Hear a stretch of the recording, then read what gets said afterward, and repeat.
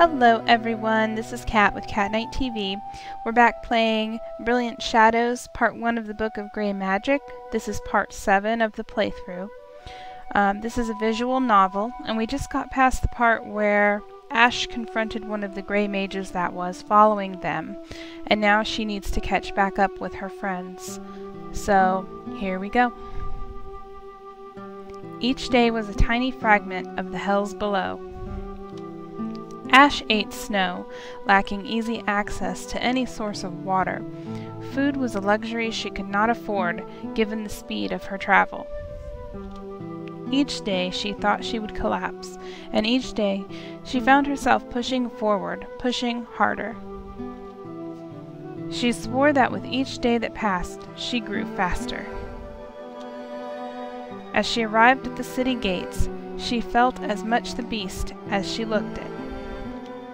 She slammed the hilt against the wooden gate. Hello?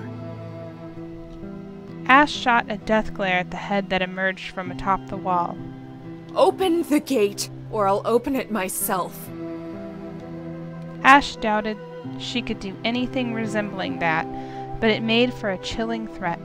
Lady Ashmore? Yes. Light and shadow? Everyone thought you were dead. Prudence has been inconsolable.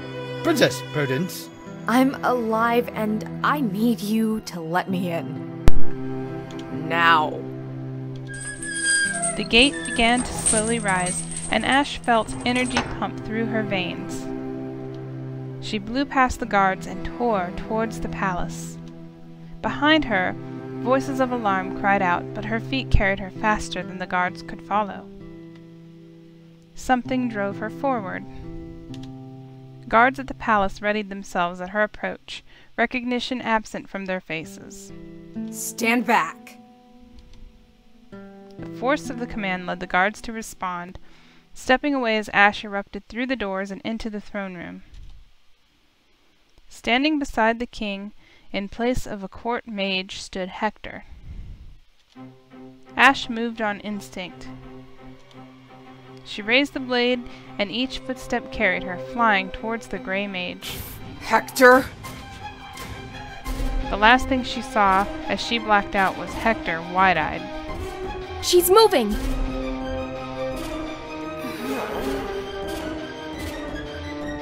Ash felt sick. No, this was more than that. She felt like cloth shred to tatters. Hold her down. She felt a distant pressure as pain racked her body. The world refused to focus, remaining a violent blur. Pain seared through her every nerve. What's happening to her? It's the effects of a technique called Grey Burn. I recognized the effects as clear as day from the moment I saw her in the courtroom. It shocked me so much I couldn't move. Are you sure it wasn't shock from her charging with a sword? I've never heard of any save for a Grey Mage using the technique, though in theory a person in a pair should be able to replicate the technique by drawing on their pair's pool. Words came to her as though they were being spoken in a distant room. The strain on the body is enormous. Likely it is why she survived.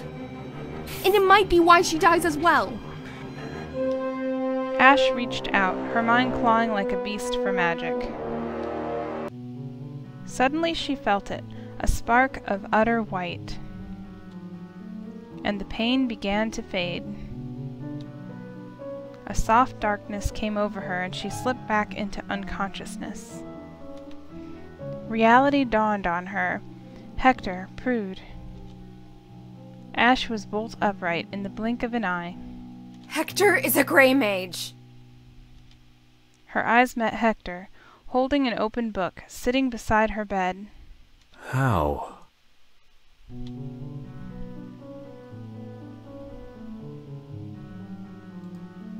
Ash focused and drew upon her well of power.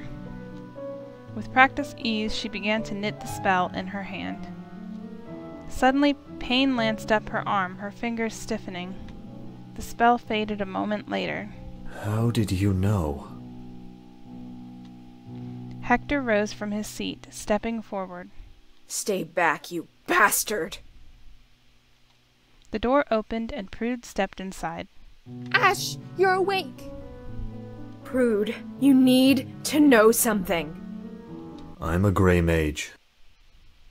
I don't think anyone followed us here. Close the door and lock it.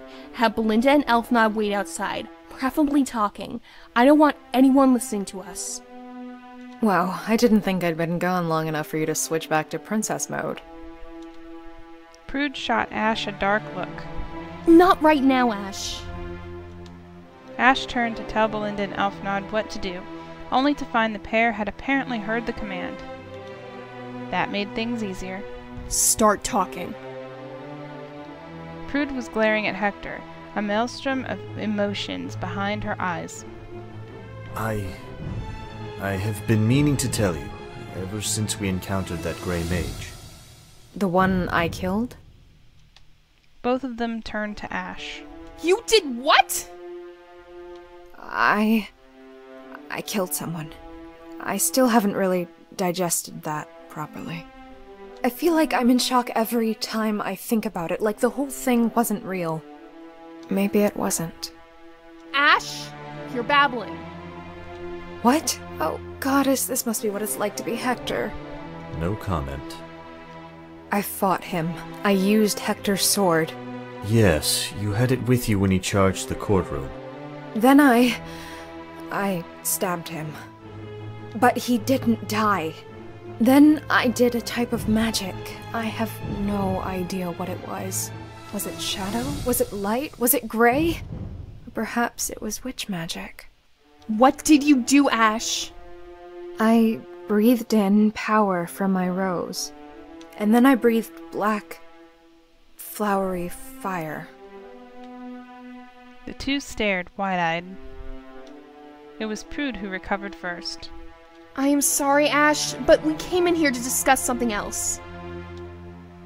She turned back to Hector. You are a gray mage. What does that mean? Did you kill someone? No, never. Nothing like that. My parents were members of the cult. Neither was a gray mage themselves. You see, there's something wrong with gray mages. All of them. No matter what they do, they cannot get the organs to work quite right. Ash thought back to the desiccated body of the gray mage she had fought. They had theorized that a child, raised as a gray mage, allowed to literally grow into the power, would lack this flaw. They had planned that their child, whichever magic it was born with, the opposite would give their life to turn them into a gray mage. Oh God, your parents did that to you? Wait, weren't you an orphan? Hector's frown deepened. I was born without any magic. A hand lay across his chest. 3 hearts beat within my breast. Oh, goddess. Ash could only nod. Why couldn't you have told me all of this? I have been hiding this for my entire life. Hiding it from one more person seemed only natural. You could have told me. You could have said something. We prepared for months, Hector. His voice trailed off as his eyes looked away, unable to meet with Prude's. Ash felt a little awkward being here for this. The gray mage in your room. It was there because it recognized you? Is that why they're after us? Is it all because of you? Prude, Stop. Tears began to trickle down Prude's cheeks. I don't even know you. Without another word, Prude stormed out the door, blowing past a startled Belinda and Elfnod. Seeing Prude in so much pain made Ash's own heart feel sunken within her chest.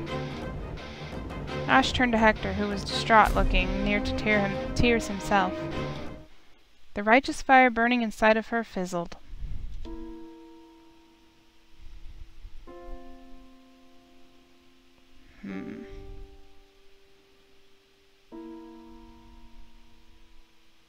Hector, I'm sorry.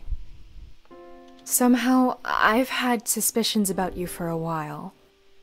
But everything I have seen of you tells me you're nothing like the creature I fought.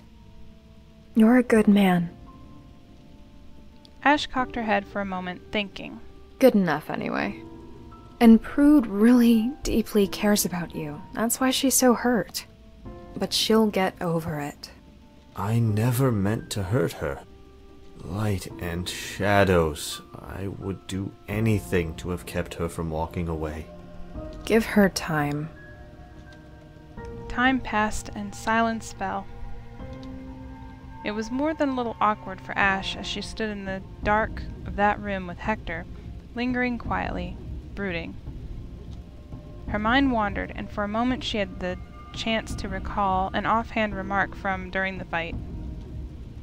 Ash cocked her head to the other side. Wait, what was that about another Grey Mage? Hector led Ash through the castle to one of the guest bedrooms where the alleged dead Grey Man had been discovered. I have never seen anything like this. It wasn't how she had dealt with the one she had faced, but it was certainly dead. The state of decay that the body was in helped her to understand that it was a Grey Mage. They were already in the castle, even with how fast she had traveled here. Whatever did this is something entirely new. Or perhaps there's a type of witch magic that allows for the warping of metal. What makes you say that? Couldn't this have been done by a Grey Mage or Paladin amplifying their strength? Why two Grey Mages would be fighting one another, she didn't know. No. Look at this. Hector beckoned Ash to examine the butt of the metal spine. It's hollow. Yes, it appears to have been a medallion. The chain is still intact around her neck. Are you saying someone weaponized her jewelry? They warped it into an incredibly thin wire, piercing through the mage's spine and pinning them to the back wall. This was magic, though I will be thrice damned if I could begin to identify what type. Ash noted it. I'm going to go find some dead roses. Should I come with you? No. Stay here. Stay near Prude.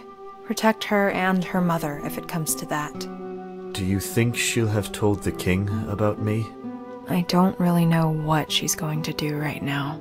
I'll go find her then. The two parted. Ash passed the rear entrance to the courtroom on her way to the garden, idly clenching her hand, wishing for a weapon. Ash? Ash nearly hit the brickwork of the ceiling. She leapt so high. It is you! Oh, I thought they said you were dead or something. Eaten by Grey Mages. You look well, considering what you've been through. I'm tougher than I look, I suppose. Aku beamed a shining grin as she rushed forward to embrace her. She was only a few years older than Ash, but she had been the court mage of the kingdom since Ash's 7th year. Aku had been an early graduate, performing the pairing ritual nearly 7 years early. And again, 6 years early. 2 attempts had been enough for her. Comfortable adopting the title of hedge mage, she had found employment as a court mage in Celeste. Oh, it is good to see you. You too, though I'm surprised to see you here still. Didn't you have another contract? Aku's eye twitched. Well, I couldn't very well leave the kingdom without a mage while you and Prude were made to stay at the mountain. Not after my years of service here. But now you're all here. 5 full mages. Aku's eye twitched again. It's wonderful. Ah, yes. It's great. I mean, now I can move on to other things. Plenty of places looking for hedge mages. Just... Aku shuddered violently and she took in a deep breath. oh, just so many. What about the position you had lined up? Oh, yes. the position I had lined up. Aku's eyes fluttered, and she gave a wide grin. Let's just say that I didn't stay here only because of years of dedication. Aku took a deep breath. Maybe I'll go back to the mountain for a bit. I might be able to get a temporary position teaching. Heck, I might even participate in the next pairing ritual. You never know, right? Yeah, Ash looked to the mark on the back of her hand. you really don't. Well, I'm gonna go get lunch. You take care, Ash. You too, Aku. Where are you heading, Ash? Ash turned sharply to meet the gaze of a tiny blonde girl who beamed at her with an enormous grin. Ashley! Goddess be praised! You're alive! When Prude told me what happened, The two embraced. you looked in a rush. Where are you going? The gardens. I need to be ready for tonight. Oh, Goddess be praised. Don't tell me that there are more of those creatures we found. Yes, I'm sure there are. I have no idea why they're here or what they are planning, but I have to stop it. What do you need from the garden? Dead roses. For once, something magical I can help with. Huh? I actually just changed out the flowers in the courtroom. Plenty of dead roses there. Perfect. Thank you, Ashley. Could I convince you to have them brought to my room? Of course. In that case, I need to go prepare some things for the spell. Thank you again. Anything a lowly servant like me can do to help. But will this be enough to protect us from the attack? I don't know. But if nothing else, we'll be ready to fight. Goddess, it's good to see you safe. You too, Ashley. They hugged once more before parting. Returning to her room, Ash felt resolve flare inside her chest. The fear was gone. She knew it had to be done. She wouldn't cower in fear anymore. They would face her on familiar ground. She had allies, she had friends, she had magic.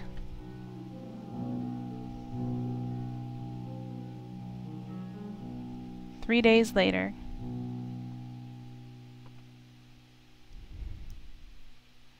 Prude, could you pass me the cheese? Sure.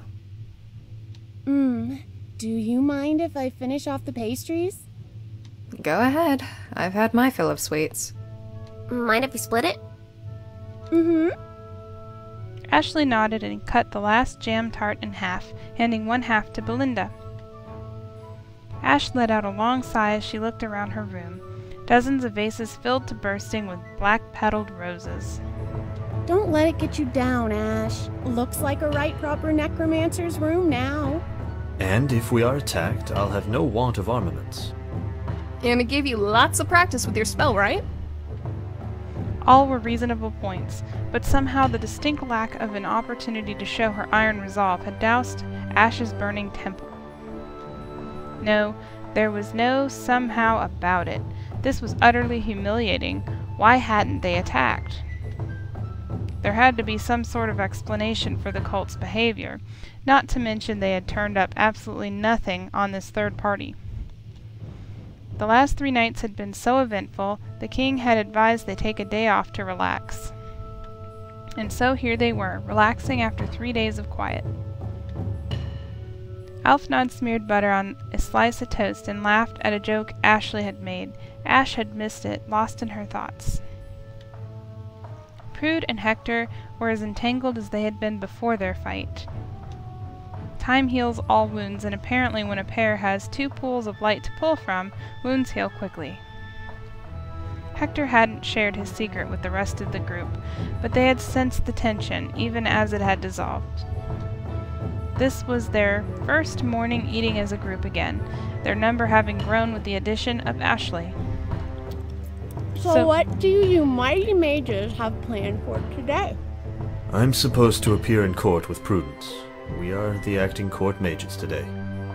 Me and Elfnot have been doing that the last few days. It's painfully boring.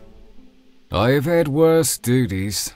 Well, Well, I didn't mean it was actually that bad, but after the events and training we've had over the last few months, it seems...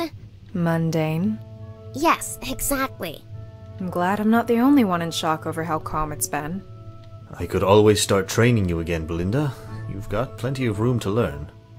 We'll think about it. I prefer the quiet. I have to disagree. I would rather have this whole thing over and done with.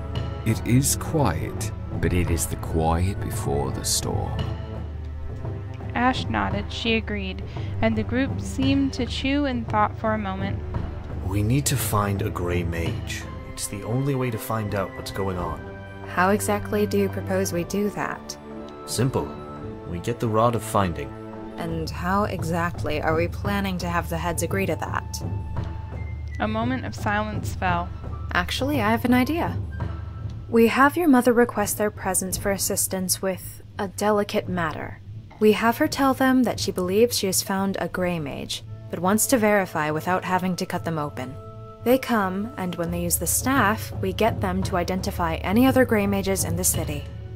We won't be able to convince them to search the city unless we can prove a Grey Mage is present. In the state of decay the Grey Mage we found...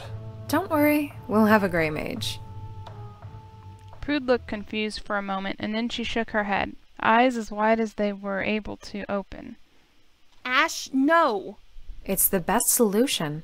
What exactly is the best solution? I too am behind a bit on this conversation. Ash, they won't just let him go. If they find out what he is, then at the very least, they'll take him captive. No, she's right. It's the best plan we have so far. Who? I suppose now is as good a time as any. Straightening his back, and with an almost mocking formality, Hector explained. I am a Grey Mage. The silence was deafening. What? Like the fellow what was pinned to the wall? Yes. Nah. She was all swollen and held together by needle and thread. You look... Ashley gestured vaguely. healthy? Well, thank you, I think. So, I'm guessing that he has some sort of tragic backstory behind his greyness. Lest you two would be all in a bit more of a panic. Oh, like maybe he and his old lover were dying, and she gave him her heart so he could go on living. I think he's a tad too young for that. Plus, how desperate he was to get paired. You don't act like that if you have love lingering in you. Maybe one of his parents? No, he wouldn't have been an orphan. I remember when he first arrived. Oh, both parents! Both parents? Why both? Because he was born without magic, duh! Hector's face betrayed shock as Belinda turned to him. Elfnod looked rather stricken as well. Yes, it was. Both of my parents, actually. Oh, was I right? In a sense. They gave up their lives to make a weapon.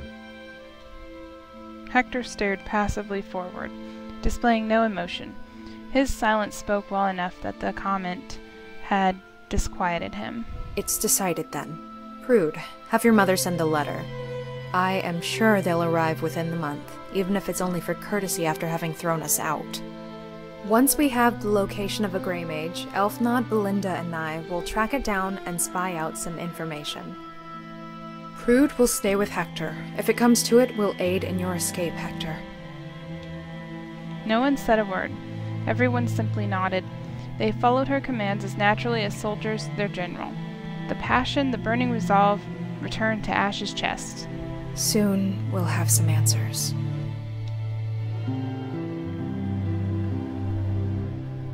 The next day. Ash had trouble putting it into words. There really wasn't much to say. This is brutal. You can say that again. This is brutal. She already said that. But you said... Is it another Grey Mage? Hector emerged from the entrails. Yep, definitely a Grey Mage. That brings the total of confirmed kills from this assassin to 3.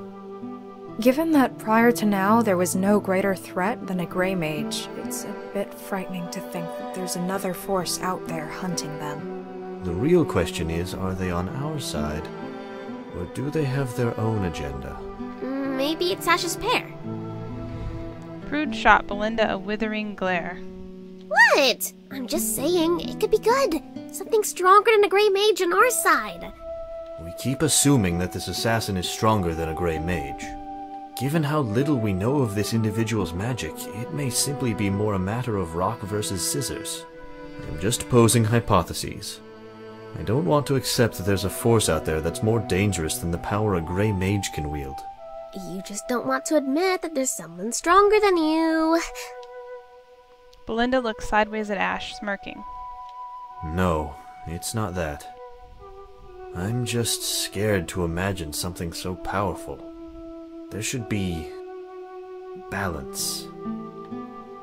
Hector turned to a pair of guards who had been on standby. Contact the Medicians. We'll leave it to them to clean up the bodies. Ash was a bit shocked to see Hector taking to command so easily. She turned to Prude, examining her expression, trying to see if any of the same surprise could be found on her face. Her face was passive. She looked lost in thought. Had Prude expected Hector to take command, Ash couldn't help but wonder if the two had discussed who would assume the mantle of king, assuming they married. It felt so wrong to Ash to think that Hector would take the title away from Prude.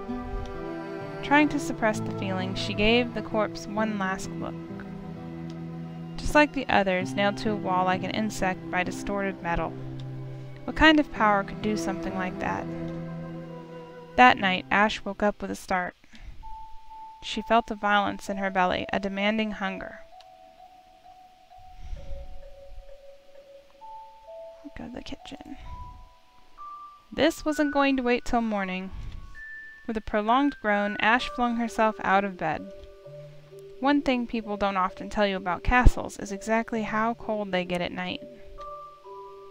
Ash's feet felt like ice as she padded swiftly across the stone.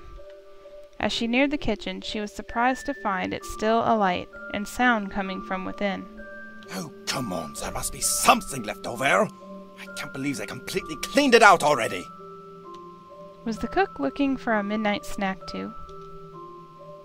Ash peered around the corner and sure enough found the cook rummaging through cabinets and drawers looking for something. Good to see I'm not the only one who gets midnight cravings. The cook nearly struck the ceiling with his leap of surprise. Whoa! Whoa, excuse me. I did not think anyone else was up. I was looking for some leftovers. I am a bit peckish. Couldn't you just cook something fresh? Ah, but who wants to fire up the oven and get everything out? I was hoping to just find some leftovers. You could always just make some pasta and cheese, like you used to make for me and Prude in the middle of the night. Ah, yes, but I don't want to go through that effort for just myself. The cook seemed to regret his words even as he said them.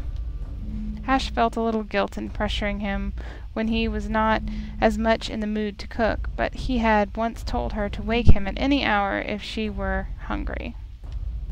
Surely whatever reluctance possessed him now would not be enough to dissuade him from his promise. You can cook for the two of us. I can help. Oh, yes, of course. The cook looked near to panic. I'll start boiling the water and find some dried pasta. You should start on the sauce. Of course, of course. Ash pulled out a larger pot, filled it with water, and set it over the stove. Opening the stove's belly, she found embers still flaring away inside. The cook never let the fire die. She fed it a few logs and spared a glance as she walked toward the storage closet. He seemed intent as he mixed something in a pot. Ash was glad to see him focused. He loved to cook. Whatever had been eating at him was apparently not enough to dissuade his instincts and passion to make food. It didn't take her long to find dried pasta stores, though she hadn't been in here since she was a child. She gave her best guess at how much would be needed and filled a mixing bowl from a shelf. Ash stepped out, prepared to ask the cook if her portions were correct, when she caught sight of a plume of wicked black smoke curling from a pot on the stove. The cook's face was a mask of panic as he picked up the pot of water for the pasta and made to turn it over onto whatever he had managed to burn. There had been a time she worked in here, and it was then she learned an important lesson about cooking fires. Ash rushed forward, stopping the advance of the cook and burying the fire of the foul-smelling monstrosity the cook had produced under a nearby towel. It took a few minutes for the smoke to clear, the two opening nearby windows to the bitter cold winter. You appear to be having an off night. You have no idea. The cook gave her a smile, and Ash felt a shiver run up her spine. She never really felt that familiar with the man, but right now, she felt like this was home. It was so odd. She couldn't remember the last time she had felt it. This place certainly hadn't been home since she had returned. But somehow, sitting there beneath what could be more easily identified as tar than sauce, beside a cook who had probably never burnt a meal in his entire life, Ash felt at home. How exactly did that work? So, do you like being a necromancer? Huh? I mean, as opposed to something else. Oh, you mean like a paladin? I mean, like anything. Have you ever wondered what it might have been like to be born? The cook paused to gesture vaguely. Something else? Ash paused. How was this something she hadn't ever thought about? She choked on the words as the two sat in silence. I don't know. It's hard to imagine. I'm happy with who I am, despite all the difficulties that have come with it. I don't want to change. Do you resent those who do? Ash immediately thought to Prude. No, not ever. People should be whoever they want to be. They should change if they need to, and they should be happy. That's what's important. Ash turned to the cook. He smiled and wiped his eyes. Thank you. I needed to hear that. Why? I would think you were happy with who you were. I change more than you think. I need to excuse myself. Without another word, he was gone, still wiping his eyes. Ash left the burnt pot to soak and happily found a jar of pickled plums, and, hungry enough to eat about anything, she ate a few before returning to bed. The next day she woke up early to the sound of her grumbling stomach. With a pace that would make poorly reanimated skeletons seem like a paladin enhanced for sprinting, Ash lurched to the kitchen. She was greeted by the smiling face of the chef, stacking pancakes tall enough that their weight was beginning to compromise the structural integrity of the lower layers. I can see in your eyes you are hungry. With a forceful hand, he gave her a plate. The stack immediately began to wobble, threatening to topple. Not burning things today, I see. I never burn things. I am a master chef. Fire is my slave, and it shall never blacken my meals. With those words, he destabilized her tower further with a less than healthy dose of syrup. Now, go eat, and feel well. Ash smiled.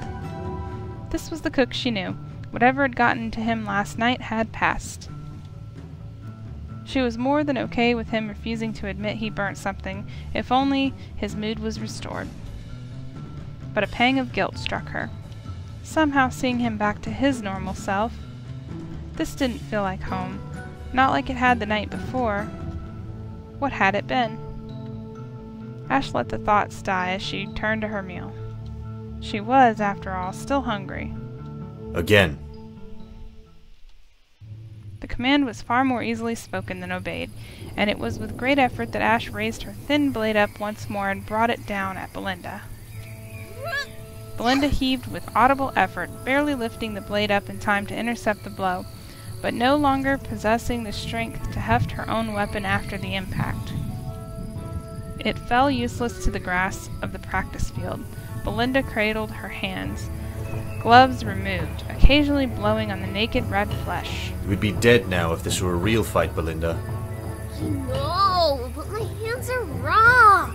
I can't keep up with either of you. Honestly, I don't understand how Ash doesn't even look winded yet. Not to mention, every muscle in my body is screaming! As Ash began to take stock of herself, she realized the full extent of the strain of training had begun to take on her, and massaged at blisters on her palm. I think we need to take a break for today. It's been a few hours at least. Heck paused, nodded, and collected the pair of practice swords. Very well. But we'll have to continue training tomorrow if you want to make any real progress. I'll be lucky if I can even move tomorrow. I was just considering that perhaps you should use the hot springs the soldiers use after intense training. I personally find the heat makes me sweat in excess and only causes dehydration. But perhaps the two of you might actually benefit. There's a hot springs here, and no one told me? Belinda turned to Ash, her eyes alight with delight. No more bucket baths! You are far too enthused by that. Hey, you get excited over dead plants. My thing is hot baths. Your thing should be more significant than that, Belinda. You never actually achieved a specialty. Your graduation is a farce without it. Belinda stuck her tongue out at Hector and then smiled. Do you know the way to the barracks, Ash? Sure. I've been there more than enough times when I was much smaller. Well, I'm supposed to spend the evening with Prudence. Wow, you don't sound too enthused to spend the night with your lover. We are not lovers yet. I'm not quite ready for that, even if she asked. I just meant... never mind. I struggle with intimacy sometimes. Prudence does not. I feel as though our relationship is lopsided in this, and I'm concerned it may create tension. Oh, that's nice. We're going to the hot springs. Have fun! Belinda hooked Ash's arm and began marching away, leaving Hector looking lost and forlorn. That wasn't very nice. I know it may seem cruel, but there has to be at least one thing he's not good at. Otherwise the entire balance of the cosmos will be misaligned. Besides, given how much Prude likes to cuddle in the dunce, I highly doubt there's actually a problem. Now, I'm really hurting, and a hot bath sounds like just the thing, you know? I suppose. Light and shadows, woman. If you really are concerned, we can go check on them afterwards. But right now, we need to put our own needs to the forefront. In that case, I might want to point out we're going the wrong way. The two doubled back, passing Hector again. Hello again, Hector. The female side of the barracks was mostly abandoned. Despite attempts by the kingdom to encourage gender diversity among the ranks of the army, few women still chose to join the military. The few who did were usually motivated to do so by something more than your typical recruit. Very few of the women who currently served were not officers, and fewer still wanted to be posted in the capital. The bath itself was large and steaming.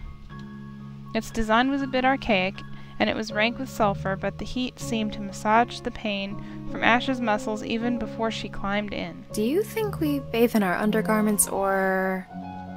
Ash turned to see a pile of clothing, small clothes included, lying in a rock near the entrance. A splash broke the scene's silence only a moment later. Ouch! It's more shallow than I expected. I hurt my butt. Ash smirked and slowly climbed into the water herself. Exhaustion struck her like a mace to the head, and she felt like she could almost just fall asleep right then and there. So, you said you had been to the barracks lot before. Why's that? Ash hadn't thought about that in a long time. My dad was a soldier. I used to visit him a lot when I was little. He was stationed in the barracks directly beside these. You said he was a soldier. What does he know? Ash closed her eyes. Dead. I'm so sorry. It's fine. Belinda seemed to relax a bit at the words. Apparently her words had troubled herself far more than Ash. The truth is, I haven't even thought about him in a long time. I was so young then. His death just wasn't an important part of my life. Me and Prude would just say that we had two mommies. That was long before we realized the significance of what we were saying. I imagine you stirred up quite the scandal, an illicit affair between the king and her servant. Belinda thought about it for a moment. That's kinda hot, actually. I thought you were interested in boys. Yeah, in my head I was the king and Elfnod was servant. I thought you had realized by now he was... Gay? Yeah.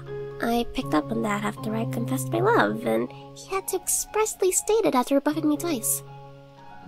Ash laid a hand on Belinda's shoulder. I'm sorry. If it makes you feel any better, at least you didn't force him into a kiss.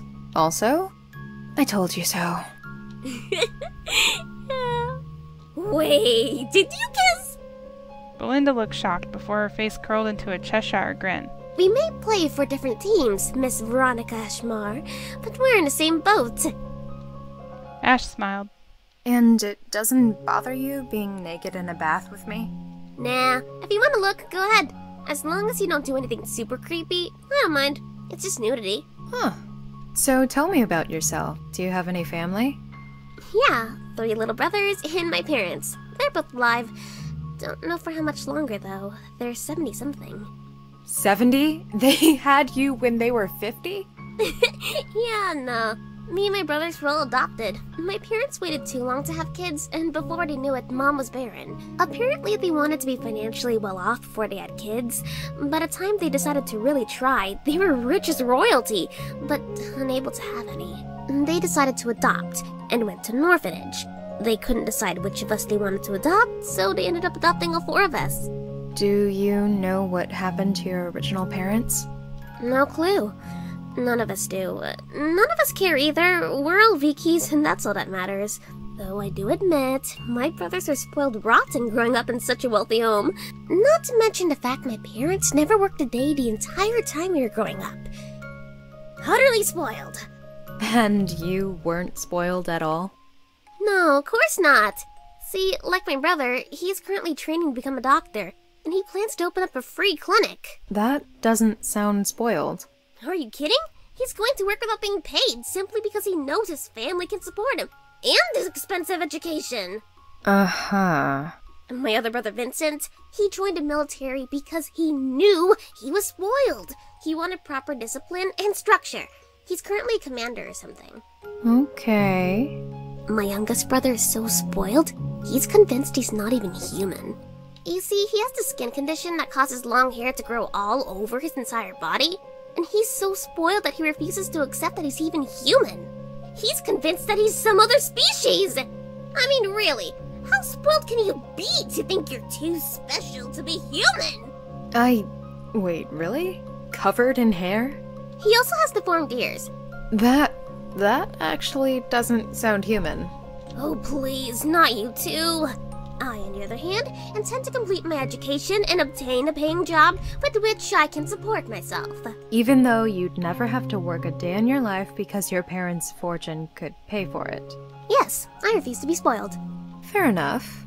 Though, I think we have slightly different definitions of spoiled. The conversation suddenly died as the form of a soldier, easily taller than Ash, strode in, nude as the day she was born, scratching behind her ear. Gah! Ash? The soldier leapt backwards, quick to cover up with the curtain that separated the bath from the barracks. Do I know you? No, but I work at the palace. I know you, because I work there. I'm a guard. Oh, I haven't seen any female guards. Well, they all run around in full plates. It'd be hard to tell. Exactly. You seem really nervous. I don't do well with public nudity, and I've been enjoying having the bath to myself. Well, that will be here for too much longer. I'm starting to get pruny. Belinda raised her hands out of the water. I'll let you finish then. The soldier scurried away. Did she seem a little weird to you? Yeah, but there are degrees of weird. There's her, and then there's you, and way above that, somewhere in the stars, there's Hector. I'm glad that I at least pale in oddity when compared to him. My fuzzy brother pales in oddity compared to Hector. With that, Belinda pulled herself free of the water. Ash had to admit it. Though the girl had an excess of weight, she carried it well. I'm going to ask that guard about towels. I'll be right back. Ash nodded and let herself sink beneath the water. She let her mind go blank, reaching out to grasp her errant thoughts with a focus that had become second nature after almost a lifetime of mage training. A disturbance in the water interrupted her meditation, and she cracked an eye beneath the water to see a skin far too natural to be that of the necromancer who had been with her only moments before. Emerging with a gasp from beneath the surface, Ash met the gaze of the lone female guard. Hello. Silence was her only response. Did you suddenly change your mind? What about? About... The guard's blank gaze stole the words from Ash's mouth. Are you okay? Oh, yes, I was just... The soldier trailed off and fell into silence. Okay. Sorry, I just can't seem to find what to say. Do you need to say something? Oh, no, I suppose not. That being said, I don't mind talking. Tell me, how long have you been a guard here at the palace? Oh, I don't know. A while, I suppose? It feels like forever. I see. It seemed like she was a rather poor conversationalist. Do you like being a guard? I don't mind it. I will admit it certainly hasn't been as easy as I expected, but it's strange to watch the world pass you by, not noticing. It's kind of nice, actually, not being the center of attention for once. You were the center of attention? Oh, yeah, yes. You know, small town, big girl. Hard to avoid it. I can empathize. Being tall can be quite the burden. I know a thing or two about being a giant freak. Guess I should get used to kissing down, huh? The thought made her oddly sad. You're not a freak. You're lovely. Ash felt a rush of blood stain her cheeks. Ash suddenly became acutely aware of the fact that this woman was quite attractive and sitting with her naked. You are, very nice yourself. The woman grew silent, and a glance up revealed she too was flushing. Thank you. Oh, my, it's getting hot in here, isn't it? I need to step out for a moment. With a fluid movement, she was out and gone, disappearing into the barracks. Ash sat and felt her cheeks burn. As time passed, she was no longer sure whether the cause was the embarrassment or the water. With a bit of difficulty, her head swimming, Ash climbed out of the pool and steadied herself. A moment later, Belinda arrived, a towel tied around herself. Sorry about that. It took that girl forever to find the spare towels.